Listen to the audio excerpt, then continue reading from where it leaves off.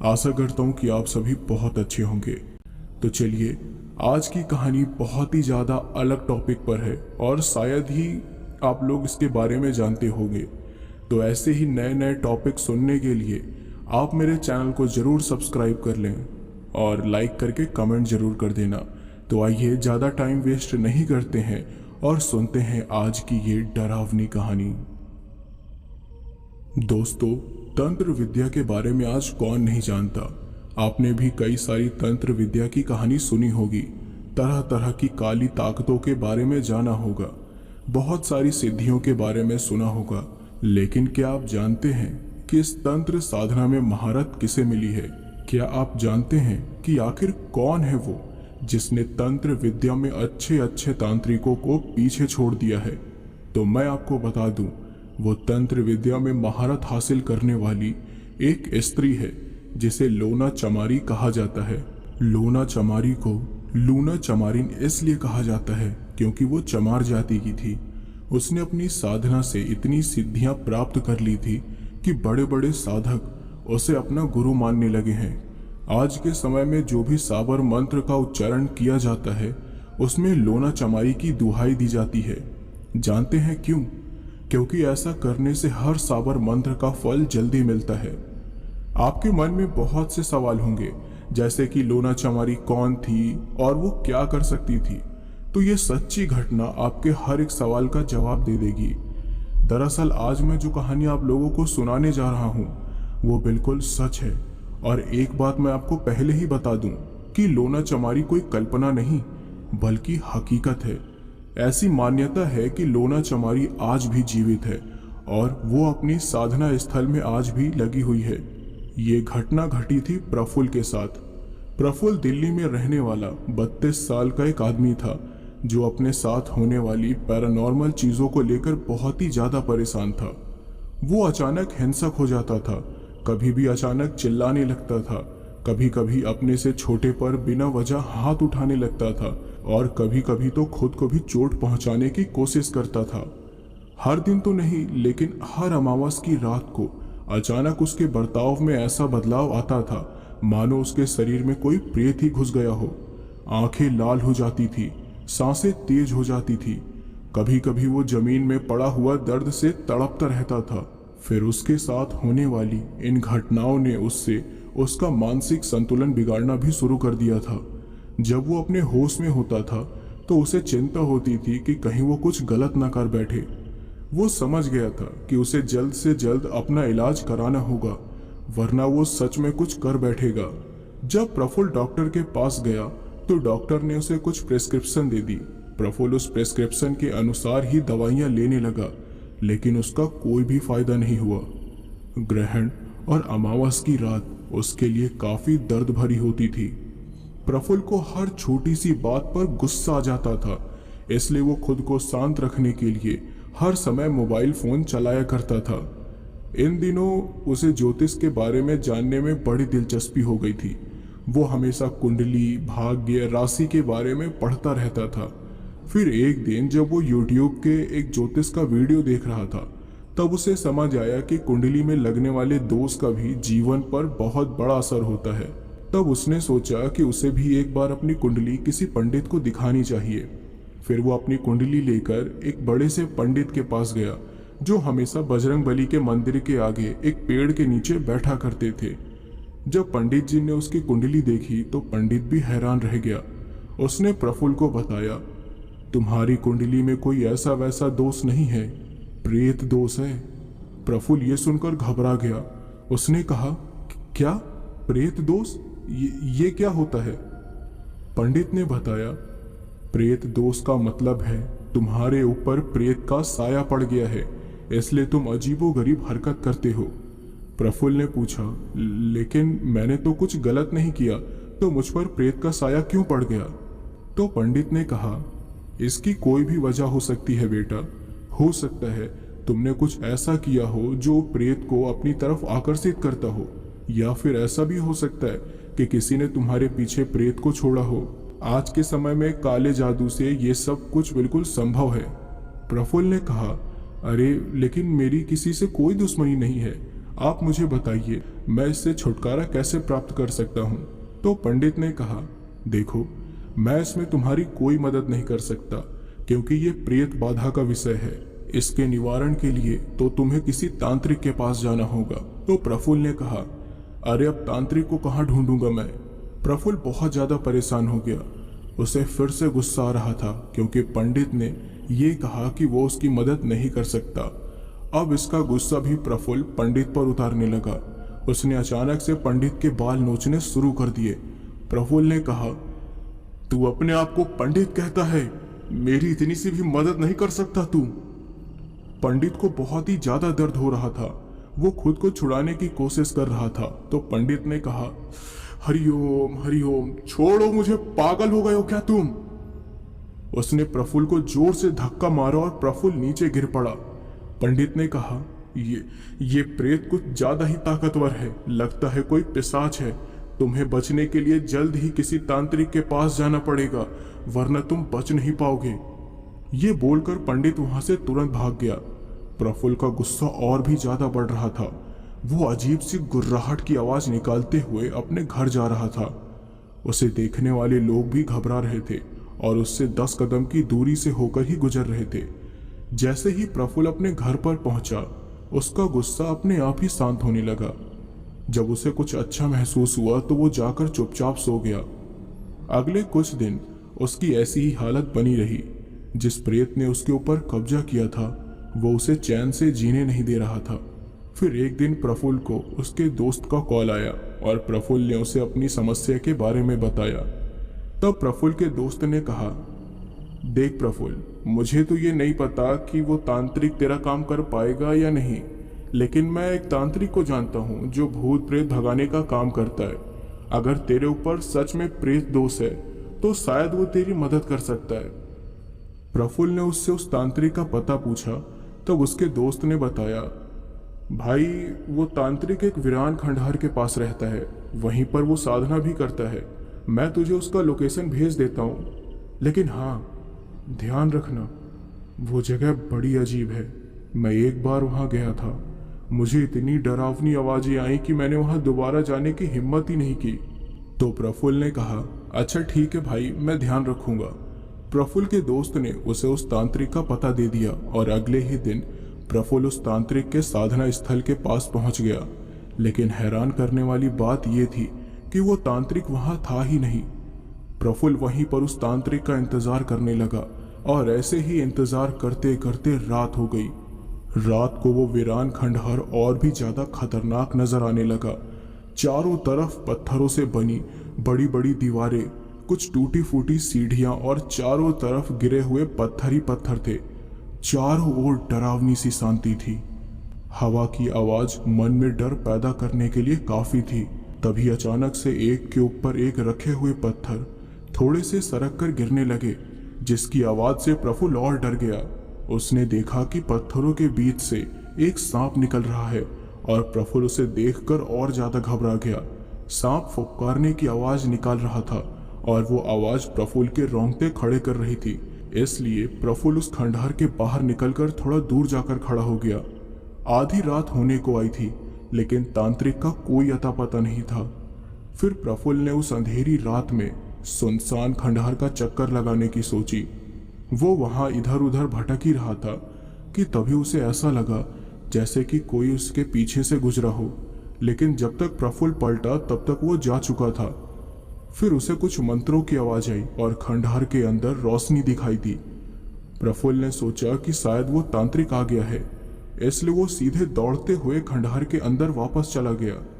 अंदर जाकर उसने देखा कि काले कपड़े पहने लंबे बाल वाला अजीब सा आदमी आंखें बंद करके मंत्रों का उच्चारण कर रहा है और अपने मंत्र में लोना चमारी की दुहाई दे रहा है। प्रफुल्ल उसके थोड़ा पास गया और बोला, जी मैं प्रफुल्ल, मुझ पर प्रेत का साया है, कि क्या आप मेरी मदद कर सकते हैं। तांत्रिक ने तुरंत अपनी आंखें खोली। एक पल के लिए दोनों एक दूसरे को देखते रहे और एक बार फिर से बिल्कुल सन्नाटा छा गया। तांत्रिक ने कहा, कुंडली लाए हो अपनी। तो प्रफुल्ल ने कहा, कुंडली नहीं, कुंडली तो नहीं लाया। तांत्रिक ने आंखों से इशारा करते हुए उसे अपने सामने बैठने के लिए कहा। प्रफुल्ल ने वैसा ही किया, लेकिन फिर अचानक से उस तांत्रिक ने प्रफुल्ल का बाल पकड़ा और उसके सर को गोल गोल घुमाने लगा। प्रफुल्ल दर्द में चिल्लाया।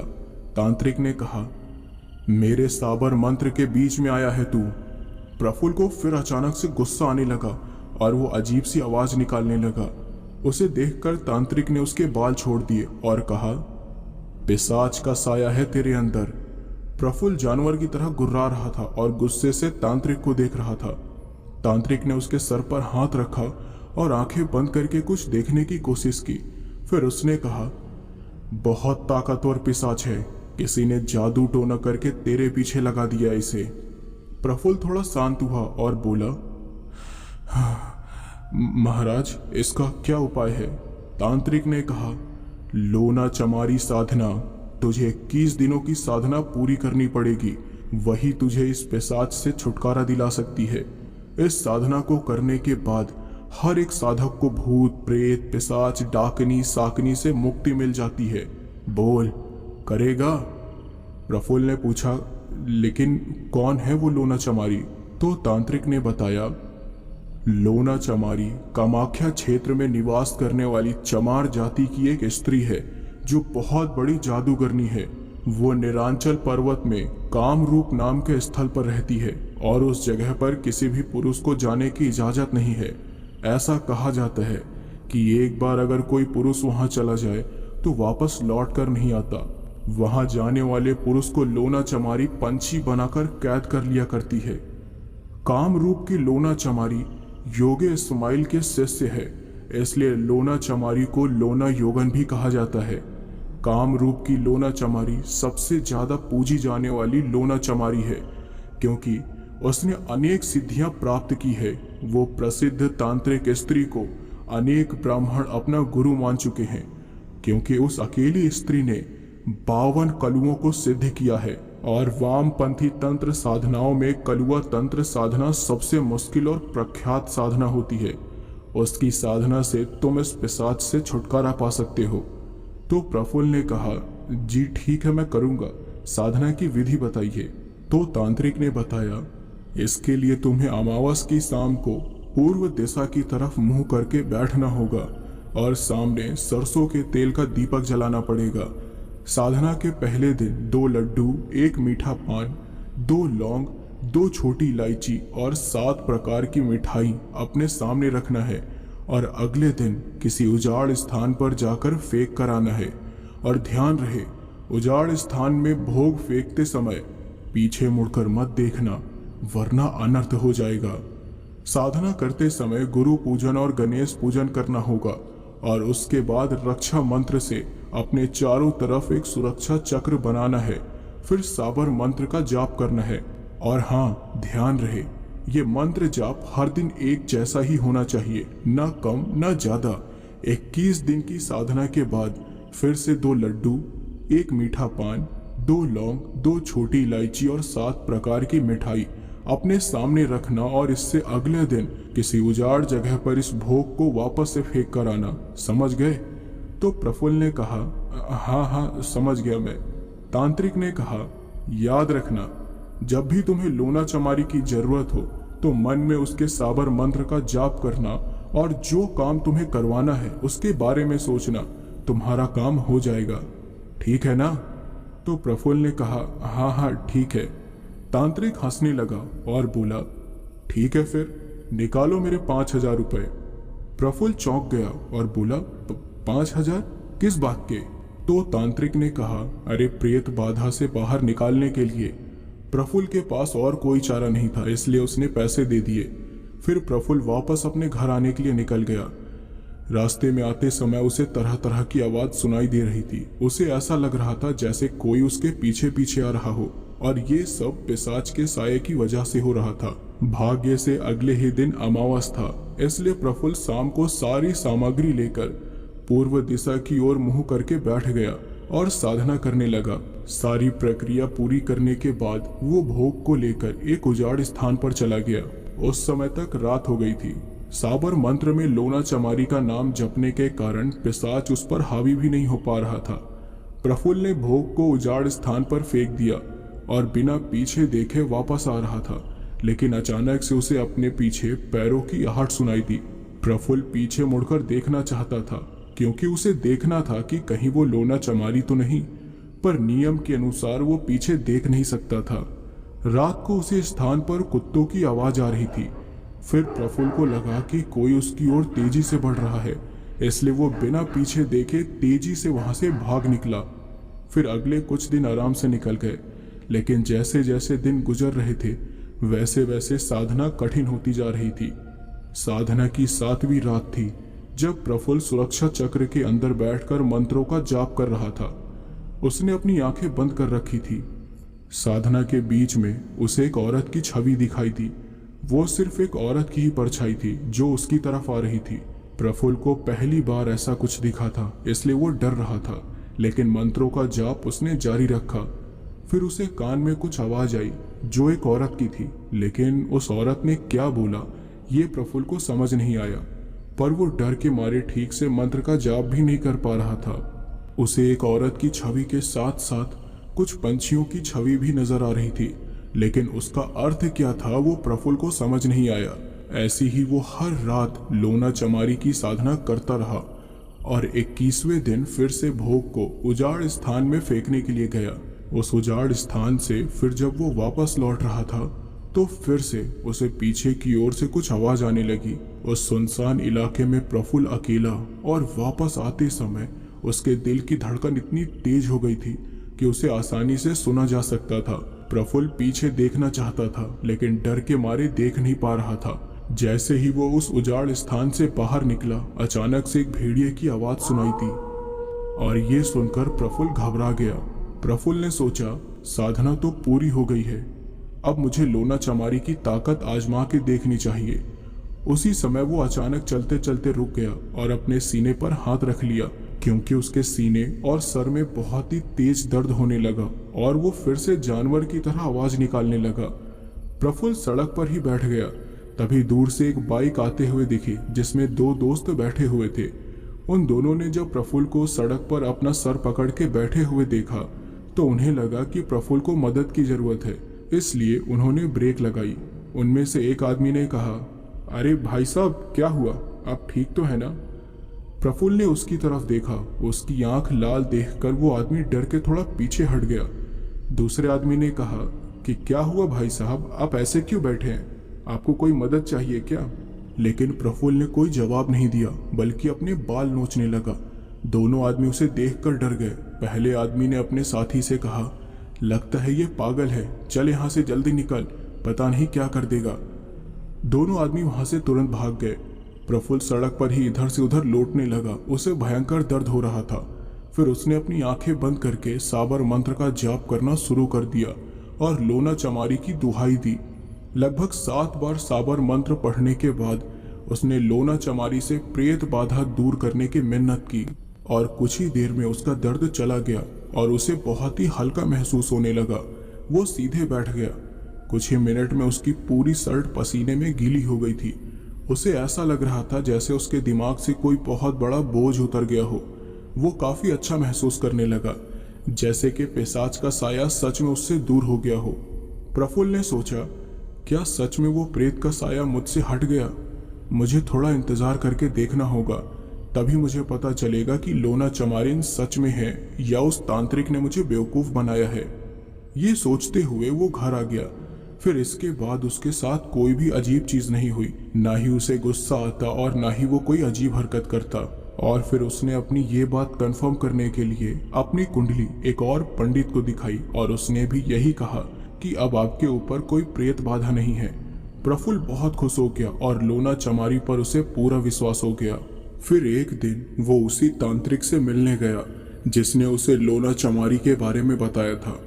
उस रात भी तांत्रिक अपनी साधना में लगा हुआ था। जब तांत्रिक ने प्रफुल्ल को देखा तो उसने पूछा, क्या बात है, तुम फिर यहाँ? तो प्रफुल्ल ने कहा, मैं आपको बताने आया हूँ कि मैंने लोना चमारी को सिद्ध कर लिया है और अब मेरे ऊपर से प्रेत का साया भी निकल गया है। तो तांत्रिक ने पूछा, तो अब क्या चाहिए तुम्हें मुझसे? तो प्रफुल्ल ने कहा, जी, मैं जानना चाहता हूँ कि मुझ पर टोना जादू करने वाला था कौन। मेरी तो किसी से कोई दुश्मनी भी नहीं है। तो तांत्रिक हंसकर बोला, अरे ये तो तुम अब खुद ही जान सकते हो। प्रफुल्ल ने कहा, वो कैसे? तो तांत्रिक ने बोला, अरे तंत्र विद्या सीखकर। प्रफुल्ल घबरा गया और बोला कि क्या, तंत्र विद्या और मैं? तांत्रिक ने कहा, हाँ, अगर तुम चाहो तो तंत्र विद्या सीख कर कुछ भी कर सकते हो। एक बार अगर तुमने तंत्र विद्या सीख ली तो तुम तुरंत वशीकरण, जादू टोना जैसी चीजों का तुरंत पता लगा सकते हो। और अब तो तुमने लोना चमारी को भी सिद्ध कर लिया है। तो अब अगर तुम तंत्र विद्या सीख जाओ तो हर मंत्र में लोना चमारी की दुहाई देकर अपना हर काम आसान कर सकते हो। तो प्रफुल्ल ने कहा, मतलब मैं खुद तंत्र विद्या सीख कर किसी को भी अपने वश में कर सकता हूँ? तांत्रिक ने कहा, बिल्कुल, मैंने भी लोना चमारी को सिद्ध किया है और मेरी तरह कई तांत्रिक और अघोरी लोना चमारी साबर मंत्र का उपयोग करके ज्यादातर लोगों को अपने वश में कर लेते हैं। तो प्रफुल्ल ने कहा, तो क्या आप मुझे तंत्र विद्या सिखाएंगे? तो तांत्रिक ने कहा, जरूर, लेकिन तुम्हें मुझे पैसे देने होंगे, क्योंकि आज के दौर में कोई भी काम मुफ्त में नहीं होता है। तो प्रफुल्ल ने कहा, आप जितने पैसे कहेंगे मैं देने के लिए तैयार हूँ। तांत्रिक ने कहा, ठीक है, फिर कल से ठीक 12 बजे यहाँ आ जाना। प्रफुल्ल हाँ कहकर वहां से चला गया। फिर अगली ही रात 12 बजे वो तंत्र विद्या सीखने के लिए तांत्रिक के पास गया। तो तांत्रिक ने उससे कहा, अपनी आंख बंद रखना और जब तक साधना पूरी ना हो जाए तब तक आंख खोलना नहीं। प्रफुल्ल ने ऐसा ही किया। अब वो तंत्र विद्या सीखने के लिए इतना बेताब हो गया था कि उसके उत्साह का कोई ठिकाना ही नहीं था। हर रात प्रफुल्ल तांत्रिक के पास आने लगा और करीब 15 दिन के अंदर तांत्रिक ने उसे तंत्र विद्या के कई सारे मंत्रों की शिक्षा दे दी। यानी अब प्रफुल्ल भी चाहे तो किसी के ऊपर भी तंत्र विद्या का वार कर सकता था और लोना चमारी के मंत्र से उसका वार इतना ताकतवर हो सकता था कि कोई भी उसका काट कर ही नहीं सकता था। तंत्र विद्या सीखने के बाद सबसे पहले प्रफुल्ल ने यह पता लगाने की कोशिश की कि उस पर टोना जादू किसने किया था। इसके लिए रात को ठीक 12 बजे उसने अपने घर के एक छोटे से बंद कमरे में तंत्र विद्या की सामग्री रख ली। उसने जमीन पर एक गोल घेरा बना दिया और उसके बीच एक खोपड़ी रखकर उसके चारों तरफ नींबू रख दिए। खोपड़ी के ऊपर उसने एक सिक्का रख दिया। उसने खुद भी काले रंग के कपड़े पहने हुए थे और सामने लोना चमारी को लगाया जाने वाला भोग भी रखा हुआ था। उसने एक बड़े से कटोरे में आग जलाई और कुछ मंत्रों का जाप करने लगा। थोड़ी देर बाद फिर उसने लोना चमारी के साबर मंत्र का जाप शुरू किया और मन में यह सवाल किया कि उस पर जादू टोना करने वाला इंसान था कौन। उसकी आंखें बंद थी और पहले वो बिल्कुल शांत बैठा हुआ था, पर थोड़ी ही देर में उसका हाव भाव बदलने लगा। उसे गुस्सा आने लगा। उसे पता चला कि उस पर जादू टोना करने वाला कोई और नहीं बल्कि उसका भाई और छोटे भाई की पत्नी थी, जो उसकी तरक्की से जलते थे। प्रफुल्ल की शादी नहीं हुई थी। वो दिल्ली में अकेला रहा करता था और एक सिविल इंजीनियर था। उसे तरक्की पर तरक्की मिल ही रही थी और ये बात उसके छोटे भाई और उसकी पत्नी को भा नहीं रही थी, क्योंकि प्रफुल्ल का छोटा भाई एक शराबी था जो कोई काम धंधा नहीं करता था और इस वजह से उसकी माली हालत बहुत खराब हो गई थी। भाई को तरक्की करता देख उसमें जलन की भावना इतनी बढ़ गई थी कि उसने अपनी पत्नी के साथ मिलकर एक अघोरी के जरिए प्रफुल्ल पर पिशाच का साया पड़वा दिया था। हालांकि ऐसा करने की एक वजह माँ बाप की जमीन भी थी। प्रफुल्ल के पिता की वसीयत के हिसाब से उनकी जमीन दोनों भाइयों में बराबर बंटनी थी, लेकिन उसके भाई और भाई की पत्नी चाहते थे कि वो जमीन सिर्फ उनकी हो। इसलिए वो दोनों पिशाच के जरिए प्रफुल्ल को पागल कर देना चाहते थे ताकि जमीन उनकी हो जाए। प्रफुल्ल को जब ये सारी बात पता चली तो उसके मन में भी बदले की भावना आ गई और उसने तुरंत ही गुस्से में लोना चमारी का साबर मंत्र पढ़ना शुरू कर दिया। उसने रात भर तंत्रों मंत्रों का जाप किया और साबर मंत्र से अपने भाई को वशीकरण के जाल में फंसाने की तैयारी कर ली। अगले दिन वो लोना चमारी का भोग वापस से उजाड़ स्थान पर फेंकने गया और वापस आ गया। लोना चमारी के साबर मंत्र ने प्रफुल्ल को जल्द ही उसकी साधना का फल दिया और उसका छोटा भाई जल्द ही उसके वश में हो गया। प्रफुल्ल का भाई सुधीर गुजरात में अपनी पत्नी के साथ रह रहा था और जुए शराब की आदत ने उसे बर्बाद कर दिया था। जब उसे पता चला कि प्रफुल्ल को मुंबई में सिविल इंजीनियर की नौकरी मिल गई तो उसी वक्त से वो अपने भाई से जलने लगा था। उसकी पत्नी श्वेता भी जलन की भावना रखने वाली औरत थी। दोनों पति पत्नी एक अघोरी के पास गए थे और उसे पैसे देकर वो दोनों प्रफुल्ल पर जादू टोना करवा रहे थे। प्रफुल्ल को ये सब कुछ पता चल गया था और सुधीर अब उसके वश में हो चुका था। उसी रात की बात है जब श्वेता ने सुधीर से कहा, अरे वो तुमने उस अघोरी से बात की या नहीं? कब वो तुम्हारे भाई को बर्बाद करेगा? सुधीर खाना खा रहा था और उसने श्वेता की बात को नजरअंदाज कर दिया। श्वेता ने कहा, तुम सुन भी रहे हो या नहीं? अरे जल्दी काम नहीं हुआ तो जमीन के 2 हिस्से करने पड़ेंगे, फिर बैठे रहना हाथ पे हाथ धरे। सुधीर ने फिर कुछ नहीं कहा तो श्वेता ने कहा, किस्मत फूटी थी मेरी जो तुम मेरे पल्ले पड़ गए। निकम्मे के निकम्मे ही रहोगे। अरे कम से कम जमीन तो हथिया लो। क्या सोचा था और क्या हो रहा है? चलो मेरे साथ अभी के अभी और उस अघोरी से कहो कि जो भी करना है जल्दी करे। तुम्हारे भाई ने अच्छी जिंदगी जी ली है और अब वो मर जाए तो ही बेहतर है। श्वेता ने अपनी बात पूरी की ही थी कि अचानक से सुधीर ने उसके गाल पे थप्पड़ जड़ दिया और श्वेता ये देखकर हैरान रह गई। सुधीर ने कहा, अरे बस कर लालची औरत, जमीन के लिए तू मेरे भाई को मारना चाहती है? अरे शर्म कर ले थोड़ी। अब मैं कुछ भी नहीं करूंगा। वो अपनी जिंदगी में खुश है और मैं उसे खुश ही रहने देना चाहता हूँ। जमीन पर उसका भी हक है और उसे उसका हक जरूर मिलेगा। सुधीर ये बोलकर चला गया। श्वेता इसी सोच में सो नहीं पाई कि अचानक से उसका पति सही रास्ते में कैसे आ गया। फिर क्या था, प्रफुल्ल ने सुधीर को वश में करके उसका काफी फायदा उठाया। हर दिन वो श्वेता और उसके बीच लड़ाई लगवाता था। जब कभी श्वेता उसके या उसके माँ बाप के बारे में कुछ गलत बोलती थी तो सुधीर उसे बहुत मारता था। दोनों के बीच कड़वाहट आ गई थी और इसी के चलते प्रफुल्ल ने श्वेता और सुधीर का तलाक करवा दिया और उसका बदला पूरा हो गया। लेकिन साथ ही उसने अपने भाई को सही रास्ते पर भी ला दिया। उसके वश में रहकर सुधीर काम करने लगा और जल्द ही उसने लोन लेकर एक रिपेयरिंग की दुकान खोल ली जो काफी अच्छी चलने लगी और वो अकेले ही अच्छी जिंदगी बिताने लगा। प्रफुल्ल भी धीरे धीरे तंत्र विद्या में माहिर हो गया और फिर उसके मन में पैसे कमाने की तरकीब आई। उसने सोचा कि क्यों ना मैं तांत्रिक की तरह ही लोगों को भूत प्रेत पिशाच निशाचर जैसी चीजों से छुटकारा दिलाकर ढेर सारे पैसे कमाऊं। फिर उसने ऐसा ही किया और आसपास के गांव में काले कपड़े पहनकर जाने लगा। लेकिन वहां उसे कोई ऐसा नहीं मिला जो भूत प्रेत से परेशान हो या जादू टोना के जाल में फंसा हो। फिर एक दिन वो घूमते घूमते बेलापुर नाम के एक छोटे से गांव में पहुंच गया। वो गांव बहुत ही ज्यादा छोटा था, करीब 15-20 ही घर थे वहां पर। उस गांव में कदम रखते ही उसे काफी ज्यादा खौफनाक शक्ति होने का एहसास हुआ। तभी उसने देखा कि एक आदमी को कुछ लोग जबरदस्ती जमीन में घसीटते हुए कहीं ले जा रहे थे। उस आदमी के हाथ पैर रस्सी से बंधे हुए थे। उसने काले रंग के कपड़े पहने थे और उसके माथे पर लाल रंग का टीका लगा हुआ था। उसे देखकर कोई भी ये कह सकता है कि वो तांत्रिक ही था, लेकिन वो आदमी अजीब सी आवाजें निकालकर खुद को छुड़ाने की कोशिश कर रहा था। प्रफुल्ल उनके पास गया और पूछा, अरे भाई कहाँ ले जा रहे हो इसे और क्या हुआ इसे? तो एक औरत ने कहा, अरे हटो सामने से, देर हो रही है।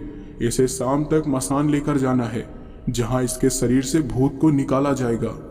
प्रफुल्ल ने कहा, भूत? तो एक आदमी बोला, अरे हाँ, इसके अंदर भूत है, देखो कैसी हरकत कर रहा है। प्रफुल्ल ने उस आदमी की ओर देखा। वो आदमी खुद को ही काट रहा था। तो एक आदमी ने प्रफुल्ल को बताया कि ये आदमी पहले एक तांत्रिक था, शायद कोई गलती हो गई होगी इससे अपनी साधना में, इसलिए उल्टा असर हो गया और कोई प्रेत इसके शरीर में घुस गया। तब से ये पागलों जैसी हरकतें कर रहा है, कभी भी कुछ भी कर देता है, कभी रोता है तो कभी हंसता है तो कभी खुद का ही सिर पीटने लगता है। मसान के अघोरी ने इसे अपने पास लाने के लिए कहा है, अब जाने दो हमें। तो प्रफुल्ल ने कहा, अच्छा अगर इसके अंदर कोई भूत है तो उसे मैं भी तो भगा सकता हूँ, कहो तो करके दिखाऊं। सब लोग उसकी बात सुनकर हैरान हो गए। तो प्रफुल्ल ने कहा, चलो किसी सुनसान जगह पर चलते हैं। इसके बाद उस आदमी को लेकर उस गांव के ही एक बंजर खेत में लाया गया जहां पर ज्यादा लोग आते नहीं थे। सब लोग उस आदमी को प्रफुल्ल के सामने छोड़कर पीछे हट गए और प्रफुल्ल ने अपने थैले से एक झोला निकाला। उसने अपने और उस आदमी के आसपास एक घेरा बना दिया और फिर कुछ तंत्र विद्या की सामग्री रखकर मंत्र पढ़ने लगा। मंत्र पढ़ने के बाद उसने लोना चमारी की दुहाई दी और उस आदमी को झाड़ू से मारने लगा। जब भी उस आदमी को झाड़ू पड़ता तो उसके गले से एक भयानक चीख निकलती थी, जैसे कि उसके शरीर में मौजूद प्रेत को मार पड़ रही हो। प्रफुल्ल उस पर झाड़ू बरसाता गया और उस आदमी के मुंह से चीख निकलती ही गई। कुछ देर बाद वो आदमी बेहोश हो गया तो प्रफुल्ल ने कहा, ये ठीक है अब और थोड़ी देर में इसे होश आ जाएगा। ये सब देखकर सब हैरान हो गए और प्रफुल्ल के नाम के चर्चे होने लगे। वो आदमी सच में ठीक हो गया था। लोना चमारी साधना सच में प्रफुल्ल को जल्दी से फल दे रही थी। इस घटना के बाद प्रफुल्ल दिल्ली वाले बाबा के नाम से जाना जाने लगा। बेलापुर से प्रफुल्ल के नाम की चर्चा आसपास के इलाकों में फैल गई और जब भी जादू टोना या भूत प्रेत का इलाज कराना होता तो लोग प्रफुल्ल के पास ही जाते। हर काम करने के बाद प्रफुल्ल लोना चमारी के नाम से भोग को उजाड़ स्थान में जरूर फेंक कर आता था, क्योंकि ये बेहद जरूरी था। भूत प्रेत का इलाज करके प्रफुल्ल हजारों रुपए कमा रहा था।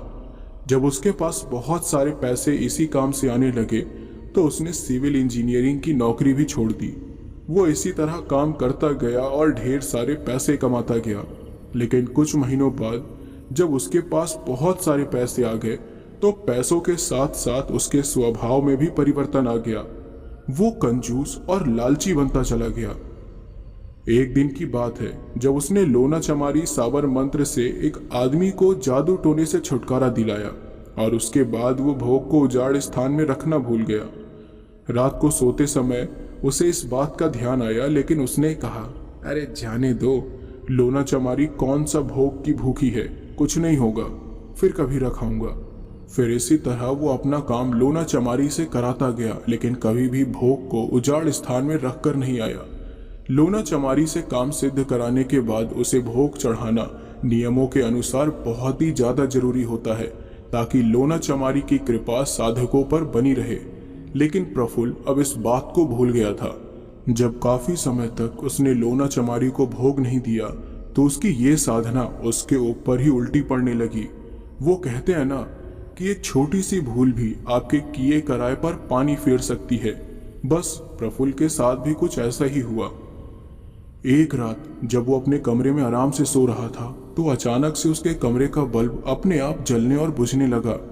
इससे उसकी नींद खुल गई और उसने कहा, अरे ये बल्ब अपने आप कैसे जल गया? मैंने तो सोने से पहले बंद किया था। लगता है शायद मैं भूल गया होऊंगा और अब मेरी वजह से लो, अब बल्ब भी खराब हो गया।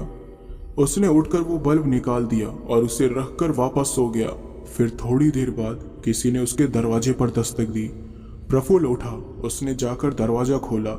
दरवाजे के सामने उसने एक औरत को खड़ा पाया। वो रो रही थी। प्रफुल्ल ने कहा, क्या हुआ, कोई मदद चाहिए क्या आपको? उस औरत ने कहा, मेरा बेटा सड़क के किनारे बेहोश हो गया है, मेरी मदद कीजिए, मुझे पानी चाहिए उसे होश में लाने के लिए। तो प्रफुल्ल ने कहा, अरे हाँ, मैं पानी लेकर आता हूँ। प्रफुल्ल पानी लेने के लिए अंदर गया और जब पानी लेकर बाहर आया तो उसने देखा कि वो औरत बिना पानी लिए ही सड़क की तरफ जा रही है। प्रफुल्ल ने उसे आवाज दी, लेकिन उस औरत ने पलट कर नहीं देखा। प्रफुल्ल उसके पीछे पीछे ही जाने लगा। सड़क के पास पहुंचते ही न जाने कहां से वो औरत प्रफुल्ल के एकदम सामने से गायब हो गई और प्रफुल्ल चलते हुए अपनी जगह पर ही रुक गया। उसने कहा, ये क्या हुआ? अरे वो औरत कहाँ गई? अभी तो मेरे सामने ही थी। प्रफुल्ल ने चारों तरफ देखा। उसके हाथ में पानी से भरा एक लोटा था। अचानक से एक हाथ प्रफुल्ल के कंधे पर आया और प्रफुल्ल ने डर के मारे पानी का लोटा छोड़ दिया। वो पीछे मुड़ा पर पीछे कोई नहीं था।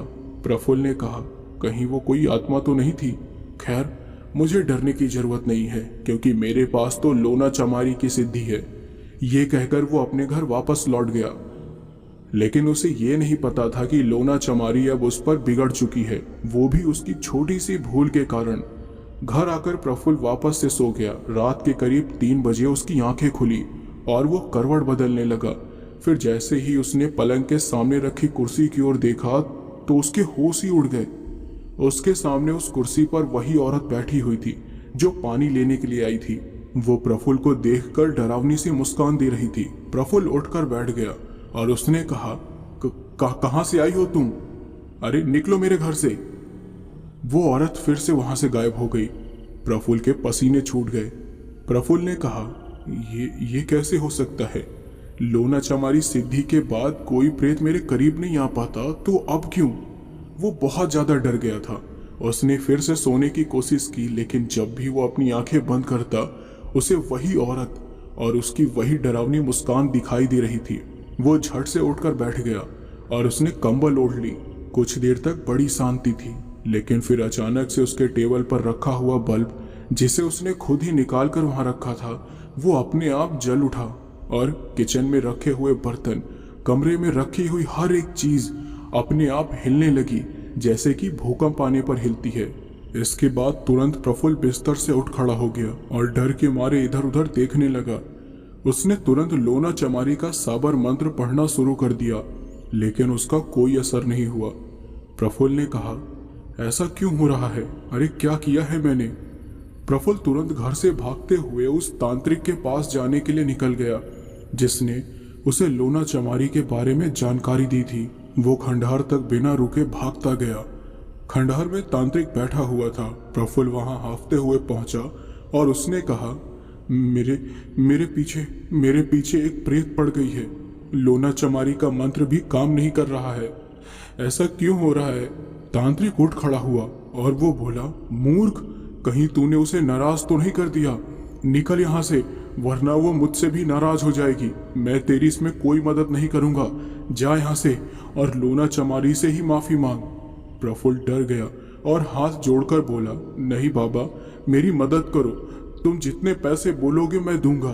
तांत्रिक ने नीचे पड़ा हुआ एक पत्थर उठा लिया और बोला, निकल यहाँ से, वरना अभी के अभी मार कर तेरा सर फोड़ दूंगा। जा यहाँ से। प्रफुल्ल डर गया और वहां से भाग निकला। अब उसे समझ नहीं आ रहा था कि उसने कौन सी गलती कर दी है। वो बार बार मन में साबर मंत्र पढ़कर लोना चमारी से माफी मांग रहा था, लेकिन लोना चमारी का गुस्सा शांत ही नहीं हो रहा था। सुबह होते तक प्रफुल्ल सड़क पर ही भटकता रह गया और जब सुबह होते ही वो अपने घर के पास पहुंचा तो उसने देखा कि उसका घर मिट्टी में बदल चुका है और घर के सामने लोगों की भीड़ लग गई है। वो हैरान परेशान हो गया। वो बोला, ऐसे कैसे हो सकता है? मेरा घर मिट्टी में कैसे बदल गया? कहाँ है मेरा घर? आसपास के लोग भी हैरान थे कि ऐसा कैसे हो सकता है। सभी घरों में सिर्फ प्रफुल्ल का घर कैसे रातों रात मिट्टी में बदल गया। प्रफुल्ल चीख रहा था, चिल्ला रहा था और लोगों को उस पर दया आ रही थी। उसके पास रहने का कोई ठिकाना नहीं था। उस दिन वो अपने घर के सामने ही बैठा रहा। फिर उसे अपने भाई की याद आई और उसने कहा, सुधीर मेरे वश में है, वो मुझे अपने घर में जरूर रहने देगा। प्रफुल्ल के पास थोड़े बहुत पैसे बचे हुए थे और उसी के सहारे वो गुजरात सुधीर के पास जाने के लिए निकल गया। लेकिन जब वो वहां पहुंचा तो उसने देखा कि अब सुधीर कोई शराबी या जुएबाज नहीं है। उसने अपनी मेहनत से एक बड़ा मुकाम हासिल कर लिया है और सारे शहर में उसके नाम के चर्चे हैं। सुधीर के पास बड़ा घर, गाड़ी, नौकर, सब कुछ था। प्रफुल्ल को उससे जलन होने लगी थी। वो सीधे सुधीर के पास गया। सुधीर घर में बैठे अखबार पढ़ रहा था। प्रफुल्ल ने कहा, सुधीर। तब सुधीर ने प्रफुल्ल को देखा और हैरान हो गया। प्रफुल्ल ने कहा, मेरे भाई। सुधीर ने कहा, भाई? अरे कौन भाई? प्रफुल्ल उसकी बातें सुनकर हैरान हो गया। उसने कहा, अरे तू मुझे नहीं पहचान रहा? मैं तेरा बड़ा भाई हूं। सुधीर ने कहा, अच्छा बड़े भाई हो तुम? वो भाई ना जो अपने छोटे भाई को गरीबी में छोड़कर दिल्ली में ऐश कर रहा था। अरे क्या हुआ? आज इस भाई की याद कैसे आ गई? तो प्रफुल्ल ने गुस्से में कहा, तू जानता नहीं है, ये गाड़ी बंगला सब तुझे मेरी वजह से ही मिला है, इसलिए मुझसे तमीज से बात कर। सुधीर ने कहा, अरे कितने बेशरम आदमी हो, मेरी मेहनत को अपने बड़प्पन का नाम दे रहे हो, निकलो यहाँ से। तो प्रफुल्ल ने कहा, ऐसा मत बोल, मैं बर्बाद हो गया हूँ, मेरे पास रहने के लिए घर नहीं है और मैंने नौकरी भी छोड़ दी है, मुझे मदद चाहिए। सुधीर ने कहा, मदद तो तुम्हारी बिल्कुल नहीं करूंगा मैं। भीख चाहिए तो जाओ यहाँ से, और भी लोग हैं जो भीख देते हैं, जाओ यहाँ से अब और बेइज्जत मत हो मेरे हाथों। प्रफुल्ल के पास कोई रास्ता नहीं था। वो बेचारा अकेले पड़ गया था। सुधीर ने भी उसकी कोई मदद नहीं की। शायद लोना चमारी साधना का यही नियम था कि अगर साधक लोना चमारी को नाराज कर दे तो वो उसे कहीं का नहीं छोड़ती। हर एक तंत्र साधना में इसी बात का ही तो ध्यान रखना होता है कि कहीं छोटी सी भूल ना हो जाए, वरना उसका परिणाम बहुत ही भयानक हो सकता है। प्रफुल्ल के साथ भी ऐसा हुआ। प्रेत से बचने के लिए उसने लोना चमारी साधना तो सिद्ध कर ली, लेकिन लोना चमारी सिद्ध करने के बाद लालच और कंजूसी के कारण उसे वो खुश नहीं रख पाया। आखिर में प्रफुल्ल इधर से उधर भटकता ही चला गया। कोई उसकी मदद नहीं कर रहा था। इस वजह से वो एक भिखारी की जिंदगी जीने लगा और धीरे धीरे उसने अपना मानसिक संतुलन भी खो दिया। लोना चमारी ने कभी भी अपनी शक्तियों का गलत उपयोग नहीं किया, लेकिन अगर साधक उसे नाराज कर दे तो इसकी सजा उसे किसी न किसी रूप में भुगतनी पड़ती ही है। तो दोस्तों, ये कहानी यहीं पर समाप्त होती है। आशा करता हूँ कि आपको ये कहानी जरूर पसंद आई होगी, और अगर आप लोग मेरे चैनल पर नए हो तो प्लीज़ सब्सक्राइब कर लेना और कमेंट करना, और यार प्लीज़ शेयर करना। और दोस्तों, मेरा ये सवाल है कि इस कहानी में प्रफुल्ल ने लोना चमारी को सिद्ध किया, तो क्या उसने ये चीज़ सही किया या गलत किया? क्योंकि अगर वो शैतान से या प्रेत से बचना चाहता तो उसका कोई और भी रास्ता हो सकता था। आपकी क्या राय है कमेंट में ज़रूर बताना। तो मिलते हैं आपसे अगली वीडियो में, तब तक के लिए गुड नाइट।